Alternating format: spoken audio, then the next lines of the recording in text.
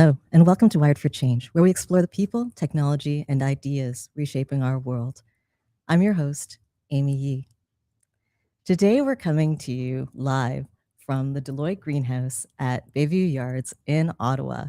And I've got an amazing studio audience here with us today. I've always wanted to be able to say, a live studio audience. Right? And what a great looking audience you are. Thank you so much for coming out. I want to do a round of applause for all of you for coming out for this very special podcast. Thank you so much, everyone, for your patience and your, of course, desire to see Kelly here live with us today. So let's get started. Oh, I also wanted to mention for our online audience, thank you so much for joining us. And also, please feel free to enter your questions into the chat if you're joining us on one of our platforms, LinkedIn Live or YouTube. And we have someone in the room who will be facilitating those questions at the end of our talk today. And then we'll be going to our in-person segment of today's show. So let's get started. Financial crime has always been about more than just money. So it's about following the money. And when you follow the money, you start to see the systems underneath.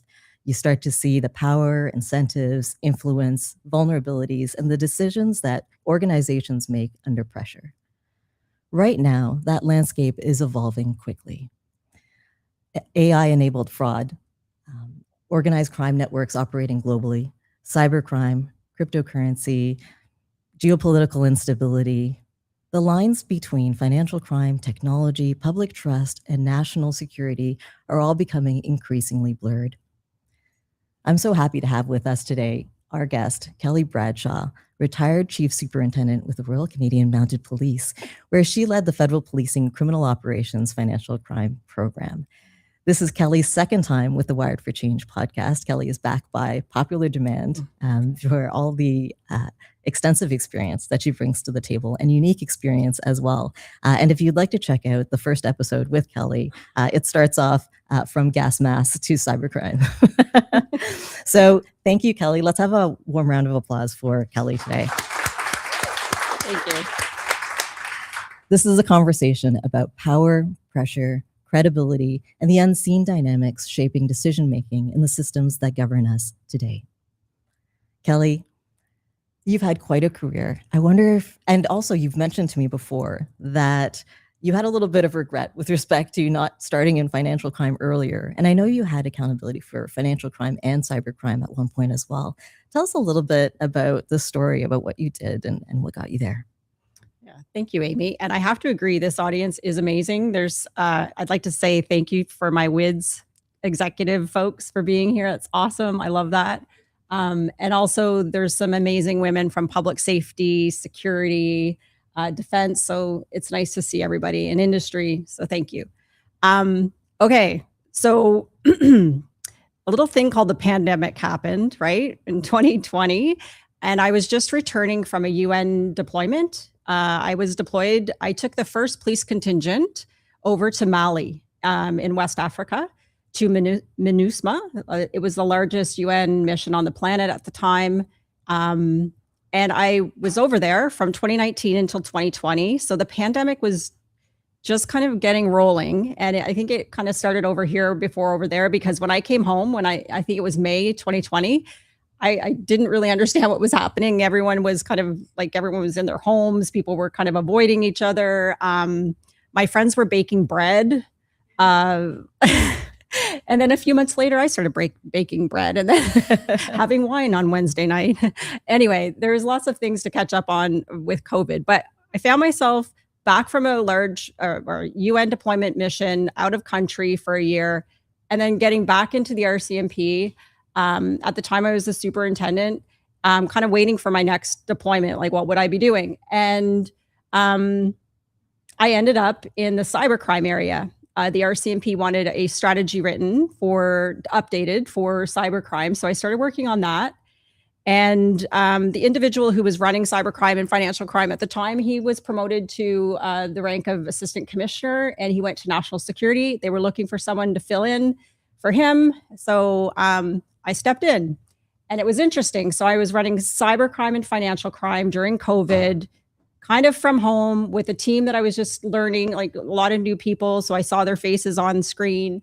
I would go into the office a lot because with cybercrime and financial crime, we worked with international partners, we worked with federal partners, and a lot of the conversations needed to be protected. So I'd have to go into secure facility, have those secure conversations, meetings. So I was kind of back and forth to the office, kind of working online. It was just a bizarre time. But what I found really interesting was to step into the role of leading the financial crime program at the level that I was, because I didn't really have experience in it throughout my career. Certainly, like when I think back to everything I did in policing, when I think about it, it all has to do with financial crime. Most crimes are committed because people want money and they're greedy and they want power and they want more money. And I felt like for a lot of my career, maybe I got caught up in the shiny things like the guns, the drugs, the human, not the shiny, but like the human trafficking, the things that were getting the money for the bad guys. So I think my focus shifted on, oh, let's follow the money, because the money is where like the kingpins are, or the big bosses are, the people that are really profiting from victimization and hurting people and harming, whether it's extorting, stealing, defrauding. I mean, you name it, right? Like nothing's off limits. And so all those shoddy things are interesting, or the things that are happening, but it's really about money, other than crimes of passion and perhaps, ideological crimes, but they still need money to finance them through terrorist financing or other ways to finance. So I think it all comes down to money. And I was thinking, why at the end of my career am I getting into this? Because it's so darn interesting. And the level that I was at, I liked it because I was able to influence the direction within the program somewhat, because cryptocurrency was really taking off, and we were figuring out like the training courses that were required, and the packages, changing the criminal code, right, on how seizures were done and disclosure, everything. And at the time too, there was all this talk about sanctions because what was happening with Russia and Ukraine was happening, and there was the Freedom Convoy. Like there was all these things happening that were huge, that had big financial impacts. And, the freezing of assets, that was such a big conversation. And I don't want to get into that because it's a touchy one. But and then learning about money laundering, I was the chair, because that was the role that I stepped into. I was the chair of a Five Eyes FELEG money laundering working group. So I was leading the Australians, UK, Americans, Kiwis. We were all working together, and here I am kind of thrown into this chair role, having to learn really quickly.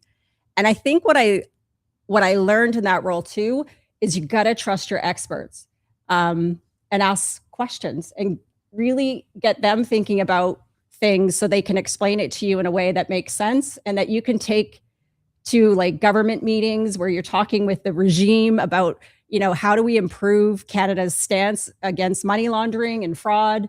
How do we work together? What are the legs, the regs, the policies, the information sharing rules, everything, right? Like, how do we make this work? And then on top of that, what I'm a really big proponent of that I saw in financial crime that I loved was the public-private partnerships as well.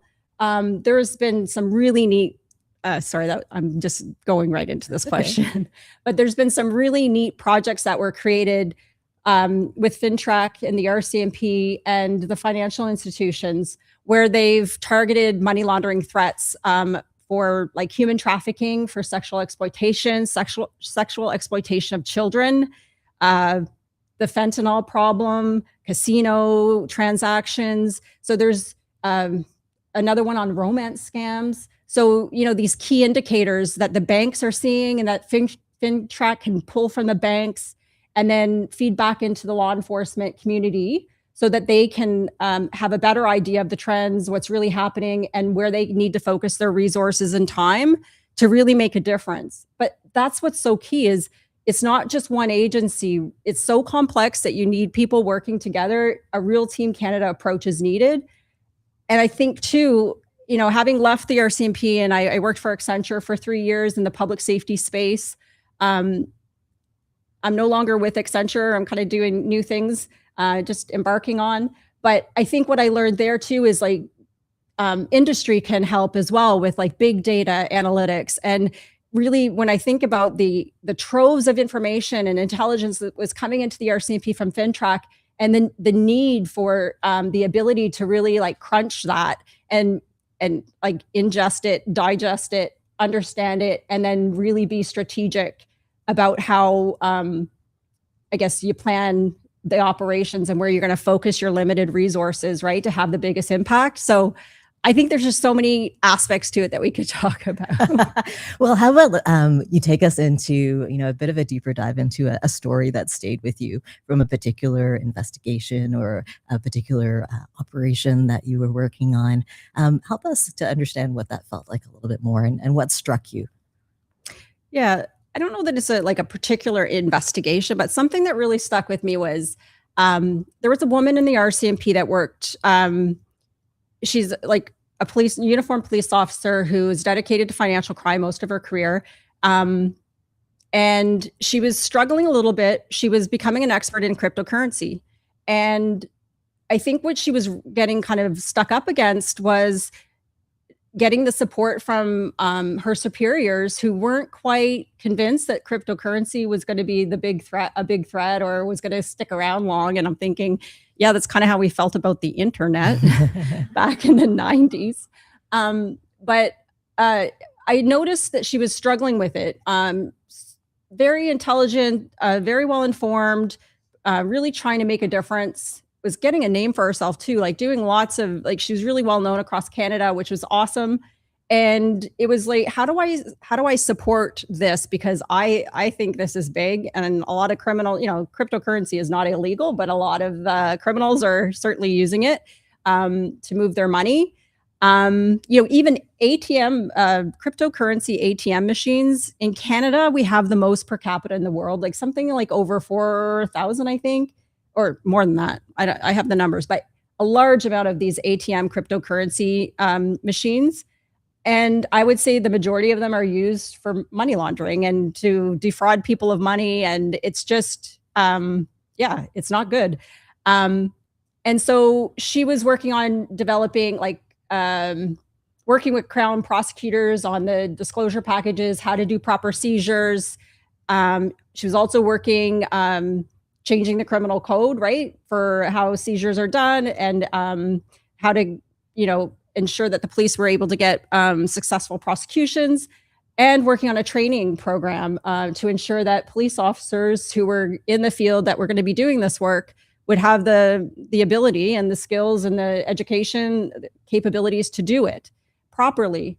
And even a little side note too, I learned that dogs are able to sniff for electronics, or so often. I wanted to get a dog for the RCMP and name it Crypto with a K, a little puppy, but I didn't quite get there. But hopefully that will happen. But I think do you mean still getting the dog? Yeah, yeah. Okay. But the FBI at the time, I believe, had a dog for that, and used it in one of the searches, and the dog was able to find memory sticks jammed in a wall somewhere hidden.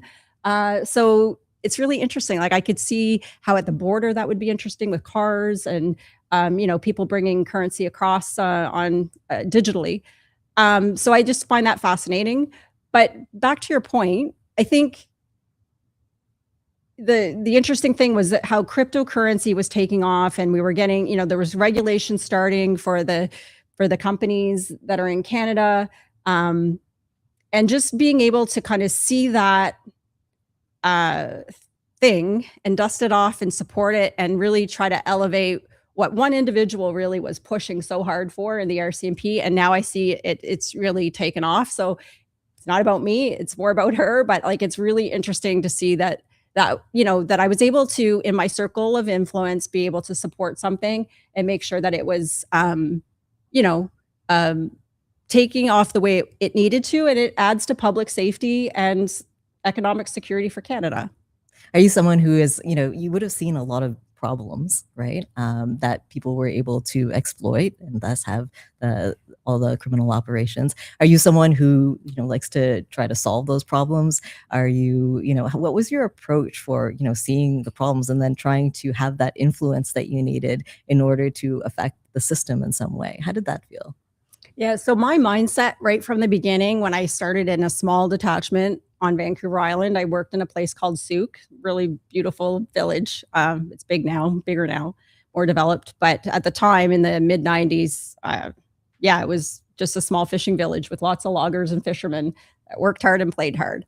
Um, and when I was there, this is kind of funny, but I would always, whenever I was on patrol, I'm like, not on my watch, not tonight. Nobody's going to be getting away with anything, right? And that was always my mentality from a really like the beginning of my career. I just didn't want to miss something. You're like a natural born policeman. Yeah. And I also learned early on that if you talk to people, it's amazing what you learn. If you really are like sincere and respectful to people and just have conversations, whether it's a criminal or someone in the community or a victim, kids, whatever it is, it's amazing when you actually give people the time and you show your human side, what you'll learn from people. So I think I'm a little off track on your question, but I think what it is when I was in financial crime, I was, the program's large, it's across the country. I was in headquarters, so I kind of knew my role from a, policy setting, direction setting, strategic setting. We were at the time just starting to roll out funding and get these IMLITs, integrated money laundering investigative teams set up in key areas in Canada, like the bigger cities. We were supporting that. We were also looking at the integrated market enforcement teams as well, looking how we could bolster those kind of specialized teams. So it was just really interesting to see everything that was happening. And just how I could support that from the center and really ensure that people, had a place to come. And I listened, right? Like, I think listening is half the battle in terms of, I didn't want to go in and change things right away. I just wanted to listen and understand.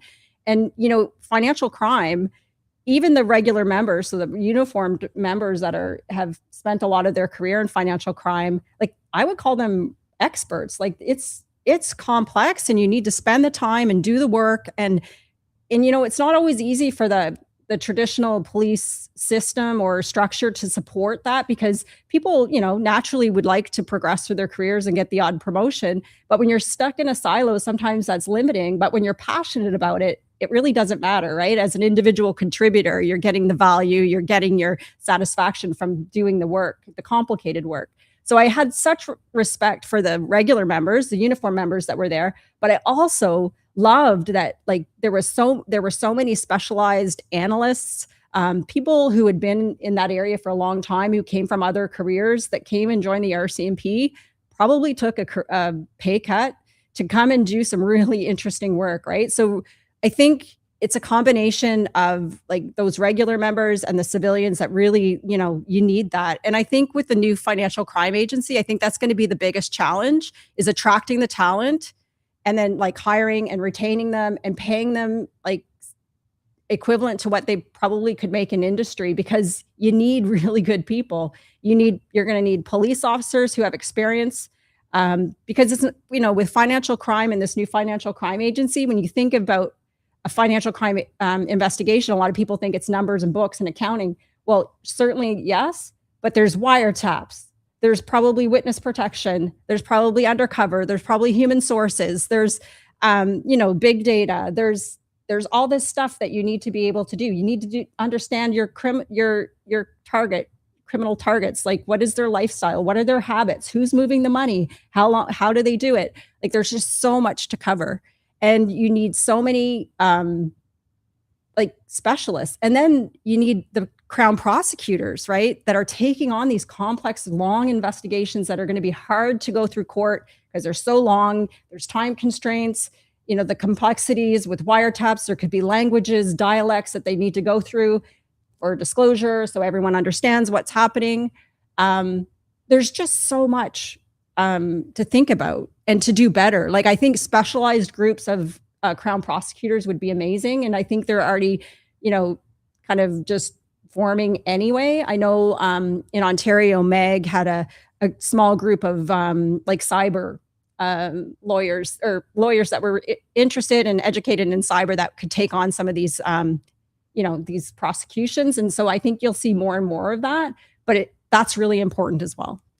I love the theme around having people with cross-functional kind of expertise or backgrounds, joining something new, and that's something that I've explored in my podcast with many others. People who are leading experts in AI, for example. It's like people who come from somewhere else and and can add something different or a different perspective to the group is so important. And they think differently, They right? do think differently. That's what I think I loved about working in financial crime with some of the analysts, the civilians, public servants, is that they were approaching it differently than I was through my police officer lens.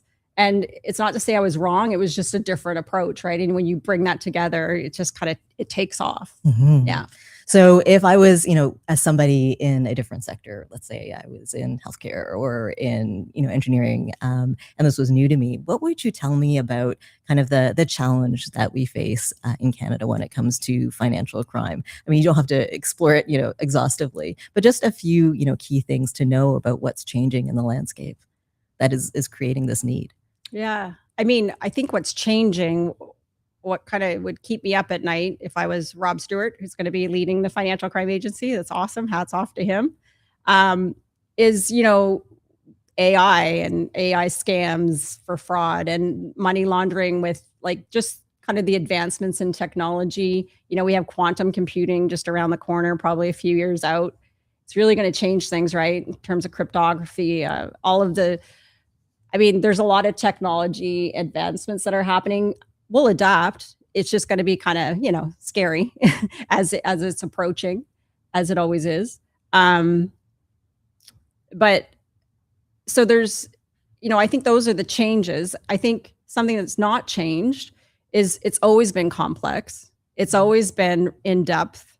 It's always required, I think Canada has been slow to change some regulations and legislations and, the beneficial ownership registry. There's just a lot of things that I've gone through a couple of rounds of FATF in my career as well. I don't know if you know what FATF is, but the Financial Action Task Force, where Canada's assessed. It's an international program. And it's basically assesses countries on kind of where they're at, right, in terms of tackling money laundering and fraud and all the financial crimes. And Canada, it's, we can do better. But what I'm really excited about is, the fact that they've announced this financial crime agency, the fact that they're investing, they're going to put money.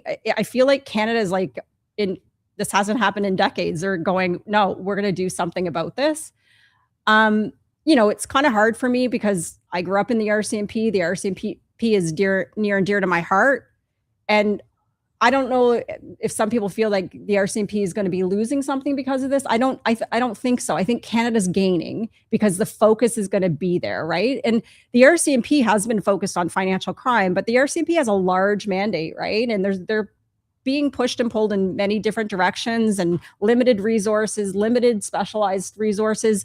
I think they've done some amazing work in the financial crime area. Can it be better? Of course. I think having the focus on a new financial crime agency is amazing. I think it's like a fresh start. I really hope we get it right from the beginning and just build on that. Other countries have financial crime agencies and, some of them have different mandates. Some of them are coordination, intelligence. What I love about this one is it's going to be like a kick-ass one. Like it's a police agency with police powers. They're going to investigate, and it's not just money laundering. Money laundering is huge and it needs to be looked at. But at first I was worried that they weren't really paying attention to fraud. And I'm reading that Canada's putting an anti-fraud strategy together. Finally, they're going to be looking at fraud. Like fraud is huge and it's impacting our national economic security. It's only 5 to 10% of fraud is reported, right? And it's like, I think what's reported is well over $500 million a year, but that's like peanuts. It's like in the billions. It's crazy. And it's everything from like when you think of scams, like romance scams, newcomer scams, there's real estate scams, there's like anything can have a scam, any angle. And I really learned that during COVID. Because I'll tell you, organized crime didn't miss a step to get right in there with those CERB benefits and how can they defraud the government of a lot of money. because Canada, like, we needed to act quickly and we needed to get money in the hands of people who needed it, right? At a time when they really needed it. And criminals don't care. They're greedy and they want the money, and that's what they do. And we have to be aware of that. So I think Canada, like, this is our time. Like, sure, we're nice people. Don't mess with us, right? Like, no more. Like, I don't want to be a victim of your fraud. No way. And it's going to happen. Like, I don't know, like, show of hands, maybe, and don't be embarrassed. Anyone in the room ever been a victim of a fraud? Yeah, it happens. Like, it happens. And sometimes it's small, but a lot of times it's big. Like, I've heard of like elderly fraud where people have been defrauded of their whole life savings. And then people suffer. Like, it's not just a financial loss, it's like mental health. They have struggles. Some people commit suicide. Like, this is a real thing that really has a huge impact on families, people, on their lives. So it's a crime, and it is public safety, and it is national security. It is. You're making my job very easy today, Kelly. I'm really just sitting here. I'm so glad that you asked that question about fraud and scams. So it is hard to talk about. Do you think that we're talking about, these issues enough, or do you think we could be talking about them more? I think we should be talking about them a lot more. And I think, too, we need to look at how we investigate frauds, because, a lot of frauds get reported to this small little group of hardworking people at the CAFC, the Canadian Anti-Fraud Centre.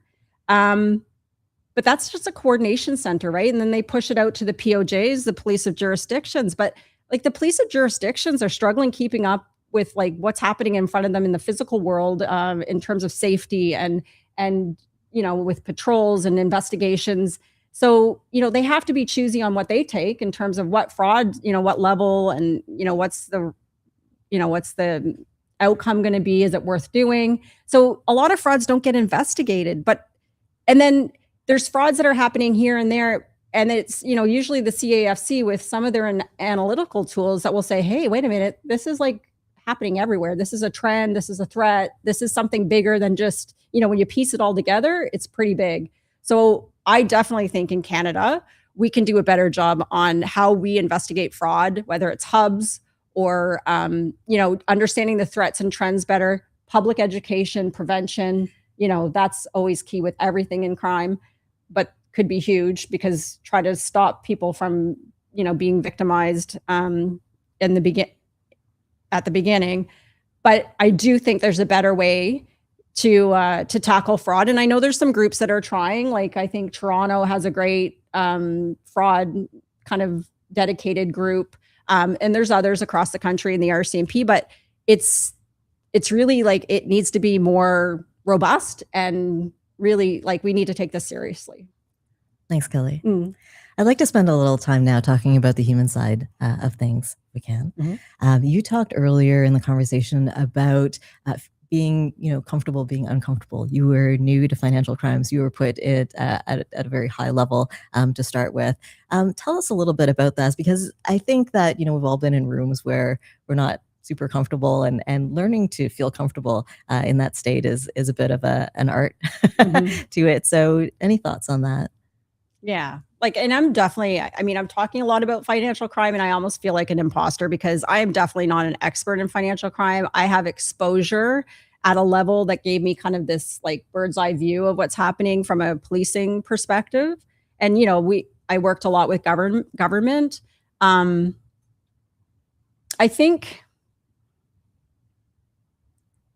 sorry, ask your question again, Amy. So you get to talk from a human perspective. Yeah. What would you say to other people who might be, feeling, uncomfortable in rooms that they're walking into for whatever reason it could be? And you could be male, female, like it could be about your expertise, about your newness to something. Just, how do you feel more comfortable? Okay. Thank you. Mm-hmm. So being uncomfortable. So I found it really, I hoped I didn't let it show, but inside I was just like, what am I doing here?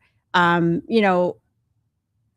some tables where there's some big things being talked about that are I'm just getting kind of brought up to speed on and really understanding. And I think what's hard for me is I like to engage. I like to, interact with people, build that trust, the relationships. But I felt like I was so new. I just needed to sit and listen. And then I thought, do they think I'm stupid? And then I'm thinking, well, I don't want to say something and confirm it. So I'm just going to kind of like take it all in. But it was really hard for me. A lot of quiet executives are doing the same thing. But it was really hard for me not to be, because I like to be engaged and I like to contribute. But it took me a while before, like it took me a while and I didn't like it. Like it's almost, yeah, but I had lived with it before because when I first came to Ottawa, I was put in, I started working in technical investigation services for the RCMP. And I got involved in a lot of like covert electronic surveillance things and wiretaps and those sort of things. That's all I'll say. But every day I was working with really technical folks that were, rigging up this thing and that thing. And we're kind of doing some really cool stuff that's, needed judges' approval because traditional means of investigation weren't working. So we're doing some really neat things, but sometimes I felt like it was a different language, like this techie talk. And, we were looking at data at rest, data in motion, and even we got into network intrusions. Like we were just doing cutting edge things. And every day I would leave there almost with a headache. It's like learning a new language almost, like when you're working in an environment that's not your first language, like it takes so much extra effort. And then when you're the boss, you have to know what questions to ask because the devil's in the details, right? Everything might sound good on the surface, but once you scratch at it and say, yeah, but what about this? What about the privacy issues? What about the disclosure? Then the conversation shifts and you need to know what to ask. So I think being uncomfortable is something that I kind of was for a long time, but I knew that I could, if I put in the effort, put in the time, it would start to click and I would start to get it and start to be able to contribute. But it's the beginning part that was hard, really hard. So what kept you going? I'm not a quitter. Okay. Yeah. And I always felt like, I think there's a lot of women in this room that probably can relate, but I also felt like I had failure wasn't an option as a woman in the RCMP for me, like in some of the positions I held. Like I had to have my stuff together and don't let them see a sweat and work through it and figure it out. But I think knowing again who you can rely on, like surrounding yourself with good people, trusting experts, asking the right questions. Yeah.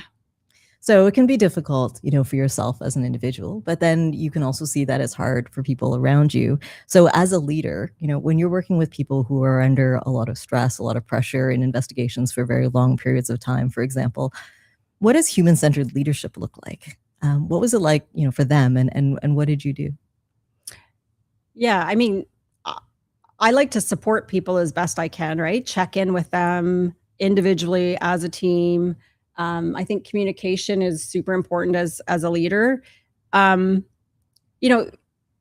stressful. Like there's pressure. There's sometimes the media eyes are on you, right? And some people can handle the pressure better than others. And it also depends on what's going on in their life. We all have personal lives. We all have things going on at home.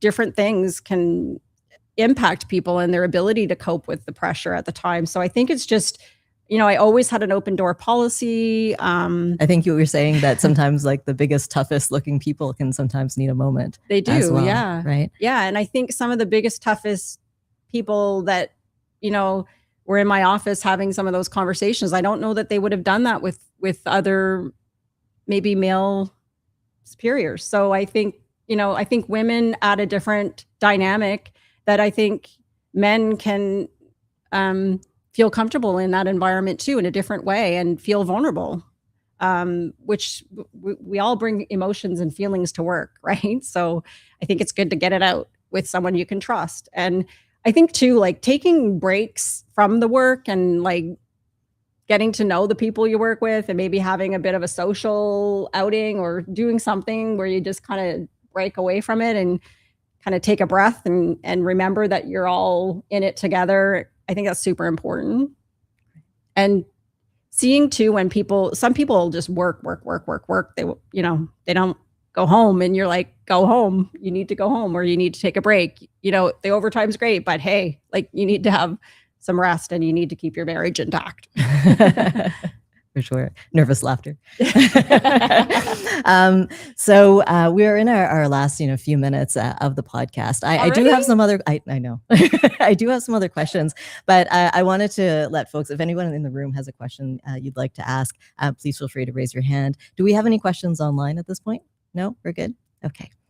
So feel free to think about that. And meanwhile, I'll ask my next question, which is really about kind of decision making within these areas, which is really both in the financial crimes, area in terms of context, in terms like, is there anything that is inherently like slow in financial crimes? But also, are there other things what have you seen, and been frustrated with in terms of slowness of decision making or maybe risk aversion? Is there anything like that you can point to in your experience, whether it was about, power, or if it was about politics, if it was about something else in terms of some of those unseen dynamics that impact decision making in the system, and what people can do?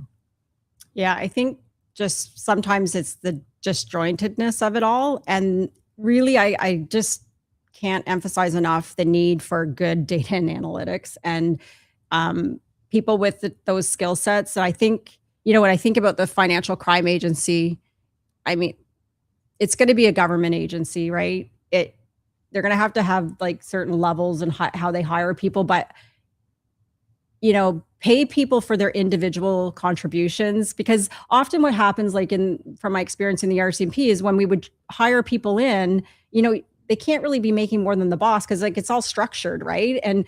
But pay somebody what they're worth and what they bring, and they don't have to be the boss, and they might not want to be the boss. They just might want to be the contributor that provides the expertise and not have to deal with all this HR leadership people stuff, right? Like, let me do my job and pay me for it. And also, where was I going with it? In terms of this Financial Crime Agency too, like so hire the right people, use the data and analytics, maybe even, is there an opportunity? There's so many talented folks in industry that are doing some amazing work. Is there stuff that you can contract out that doesn't impact like disclosure and the court process? The other thing I wanted to say too, where this is going to be like a policing agency with policing powers, they're going to investigate the biggest, most complex financial crimes and take it over the line through court and put bad guys in jail and take their houses, take their boats that they got illegally. That's what really gets their attention too, when you start taking their stuff. They'll do jail time, but don't touch their house, car, boat, cottage, everything else, right? Where was I going? But people need to understand that if you're in a police organization, you're going to go to court, and the bad guy is going to see you, and you're going to have to say what you did and how you caught him or her. And I think a lot of people that work as specialists or with their technical expertise don't necessarily want the bad guy to see them. They don't really want to leave their office because they love what they do. But you have to know that when you work and you're going to be in a police agency that's going to bring people to court, get ready to go to court and testify and be prepared and know that, there's safeguards, but they're going to know who you are by name. That's the reality of it. But there are ways, I think, that you can have expertise in the background and maybe have services that are provided by experts, AI experts, other companies that can help in the background, that engine to help the front line who are going to be going to court be able to describe how they came to the conclusions they did with the trusted data that they had. You have to be able to lay it all out there, because full disclosure, that's how we work in Canada. Thanks for giving us that very candid kind of walkthrough of that. We've covered a lot of different areas today, starting with how you got into financial crime and what you loved about it and found so interesting. And we've also talked a little bit about the human side of things as well, and what's happening in Canada at large. Kelly, as you reflect on all of this, now that you're a few years out from that experience now, but you're still applying and thinking about it, and clearly very passionate about it. I sound angry. I don't know. I'm not angry at you guys. I'm just passionate. Like we're all carried along with your energy. We're all feeling very, very much like we need to do something at this point. So I guess my last question for you would be, what's something that we need more of? Kindness. No, we need, in terms of financial crime or just in general? Whichever you feel like. Yeah. I think in terms of financial crime, I think it's more, collaboration, less competing against agencies, really like, let's improve how we share information. I can't stress enough how people need to get their data in order so that it's trusted. There's good governance, there's good hygiene, all those keywords, but it's super important. The data is your evidence.